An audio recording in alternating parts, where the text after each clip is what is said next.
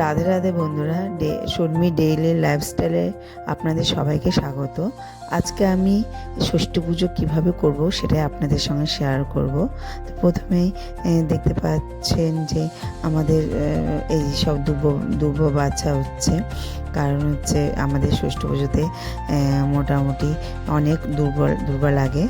তো যাই হোক, আমার শাশুড়ি মা দুর্বাগুলো বেছে রাখছেন, বেছে আটি করে রেখে দেবেন। তারপরে ষষ্ঠী পুজো বাজারে চলে আসলো। আমাদের ডালিতে 6 ফল দিতে লাগে। তো যাই হোক, সেইভাবেই আমরা ফলগুলো গুছিয়ে নেব। এখানে আমি আগের দিনই সব গুছিয়ে রেখেছিলাম। তো মাছ পাতার মধ্যে সব জায়গায় সিঁদুরের ফোঁটা দিয়ে ডালিটি সাজিয়ে রেখেছিলাম।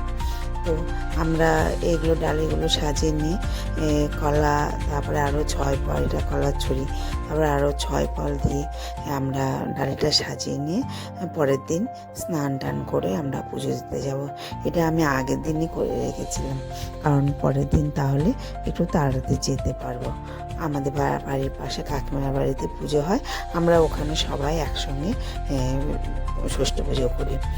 তো যাই হোক, দেখতেই পাচ্ছেন যে আমি সব ফলগুলো গুছিয়ে নিচ্ছি। গুছিয়ে নেওয়ার পরে তারপরে আমরা পরের দিন এই ডালিটা নিয়ে যাব। আমাদের ডালের মধ্যে সব কিছু দিতে লাগে।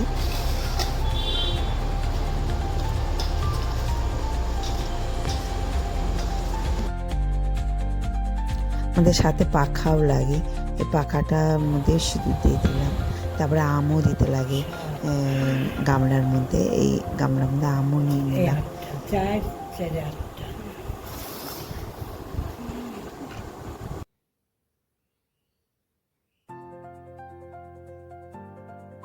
পুজোর এখানে চলে এসেছি।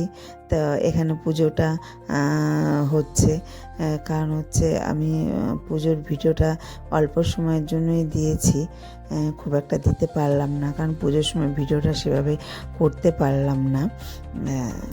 তো তারপরে পুজো হয়ে গেল। হয়ে যাওয়ার পরে সবাই দুব্বা দিয়ে ঠাকুরের নাম নিয়ে ওখানে ষাট বলে, ওখানে ওগুলো দেওয়াও হয়ে গেল।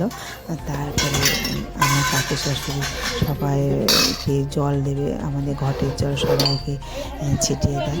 এই জন্য আমার কাকি শাশুড়ি ঘটের জলটা ঘটের এই জলগুলো সবাই বাড়িতে নিয়ে নেবে আর ঘরের সন্তানদের ছিটিয়ে দেবে। এবং তারপরে যে সবার মোটামুটি অনেকে নিয়ে চলে গেছে, আর কিছুজন আছে, তো ওইটুকু আমরা ভিডিও করলাম।